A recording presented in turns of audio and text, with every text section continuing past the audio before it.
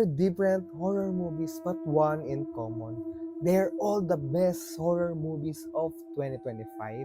And one coming from the Philippines, and that's The Post House. So let's talk about that one. Ito yung unti-unti kang lalamunin ng takot kasi makaka-relate ka at pinagdadaanan nito ng maraming tao. At ito yung phobia or trauma na napagdaanan mo nung bata ka pa. Post House focuses more on the psychological impact rather than the jump scares. Kaya mas yung traumatic impact niya nandun. Kasi yung nasa human mind, yung tension, and that's the inner demon na pinapakita nila dito sa pelikulang ito. It was acted very very well. Nandito ba naman si Bea Benene and si Sid Lucero eh. At ito yung pinaka nagustuhan ko sa lahat.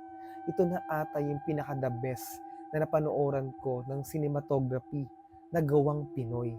Grabe yun. Ang ganda ng technicalities. And lastly, it's the first ever horror Pinoy film that was injected with a silent horror film. And that's beyond an average horror film, di ba? So alam niyo na yung Chismis Highlighters. It's really worth the watch. Kaya kapag nasa sinehan pa, panoorin nyo na.